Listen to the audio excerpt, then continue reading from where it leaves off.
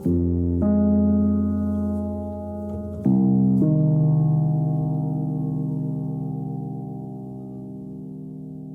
first met Kyle at Iowa State, and I originally wasn't going to go to Iowa State, but my dad showed me a brochure and told me we should go visit the campus. It looked nice, so we ended up going there, thankfully, and I ended up choosing the school. And my freshman year, I started checking out campus, and I wanted to go play basketball, and so I ended up going to one of the gyms there, and I played a little bit my freshman year, but my junior year is actually when I ended up meeting Kyle.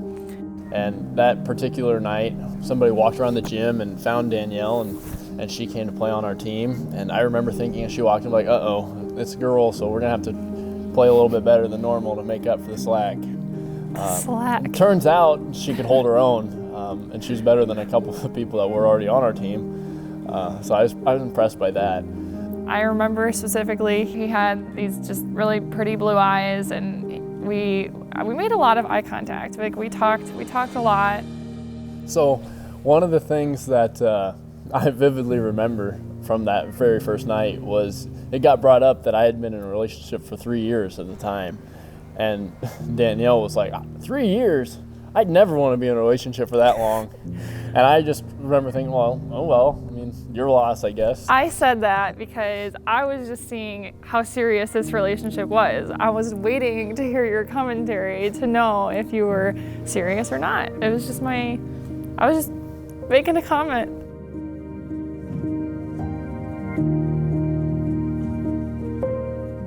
She was going to a friend's birthday party on May 2nd, and we'd been talking back and forth a little bit, so I offered to give her a ride home, thinking, it's a birthday party, I'd probably go to like 11 or 12 at the latest, and I still get to sleep. So I remember just hanging out, watching some TV, and just talking or texting her occasionally, and eventually, it's 11, 12, 12:30, and I'm like, boy, I'm getting tired. She's gonna go home soon. She's gonna have to figure something else out. So 1 o'clock rolls around, so I text her, like, are you about ready to go home? And she says, yeah, come on over, and then once you get here, we'll leave. So I go over and go up the stairs and knock on the door, and they're like, oh, come in, Kyle, we've heard so much about you. And so I go in, and we just all start talking and hanging out for, it was only like 15 or 20 minutes, and by this time it's 1:45 or so. So we ended up going back to my apartment, and I realized I did not have my keys. So I started banging on the door of my apartment. Nobody answered. I banged on the windows. Nobody answered. So then I called my roommates. Neither of them were answering their phones. And so I just told Kyle, I was like, it's fine. I'm gonna sleep right here. I'm gonna sleep outside my door. My roommate gets up at like 5 in the morning anyway. It's only a few more hours from now. It'll be fine. I'll just sleep right here. And he told me, no, I am not gonna let you sleep outside. And so he ended up offering for me to go to his apartment and stay in his roommate's room. And we went back to my apartment, which was across the street. I got ready for bed, and then before I went to bed, I just stopped off and we started talking. I was leaning up against the door for, I don't know how long. Like an hour. We were just talking about everything from, how we were raised, what we wanted to do, where we wanted to live, how we wanted to live. Just kind of that whole got to know each other on a really personal level. Growing up, I knew what I wanted in a guy. I knew the things that I was looking for, and in this moment, like, all those boxes were just starting to get checked for me, and all the things that I had been looking for, I realized, like, he was it. He was the person. Which I was like, I couldn't say this in the moment. I wasn't going to. I just knew that he was the one for me. Talked for a while longer. The next thing you know, we hear this beeping sound, and she's like, is that the garbage truck? And I looked at my phone, I'm like, it's 5:30 in the morning. What time were we getting up again? And then we just kept talking, and eventually it was like 6:30, and we're just like, all right, maybe we should get some sleep.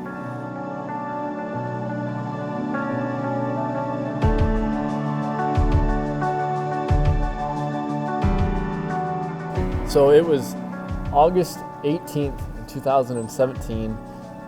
I'd picked the day that I was going to propose. I'd got in communication with some friends of ours. They had a son who was about 4 years old who was always wanting to ride Danielle's horse, Kenyon. So I talked to them and kind of told them my idea of proposing at the barn, and they were like, yeah, let us know how we can help. And so I thought about it, and I was like, hey, what if you brought Kellen out to ride, and then that gives a reason to have video cameras and everything out at the barn already, so that we can just record the whole thing. And we set up everything. We put the sign in the stall and plugged it in and made sure everything was lit up and looked well. By that time, it was pushing 6 o'clock, and that's what time I told Danielle that we were going to meet them at the barn. So I could imagine that she was not very happy with me not being there yet. So I was like, all right, I better go get her. Went and picked up Danielle, picked her up, I think it was like 6:15, so it was just a little late. And she's standing out in the out in the front of the apartment, just not so happy. So she gets in, she's like, what the heck, you're late. We're supposed to be here 15 minutes ago. I was like, it's fine.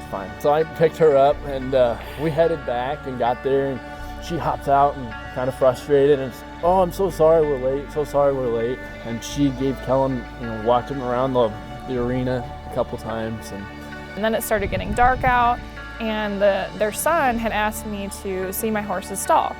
And I went in there, and there was my stall was glowing. So I went around the corner, and my heart completely dropped. I didn't even need to read the sign. I saw the twinkle lights, and I knew exactly. It was this big white plywood board, and it said, "Will you marry me?" And he spelled it out. It was actually quite creative. And then he followed me into the stall and got down on one knee and asked me to marry him. As I'm trying to give her the ring, she's not taking it. So my hands are still trembling a little bit. You're nervous, or at least I was.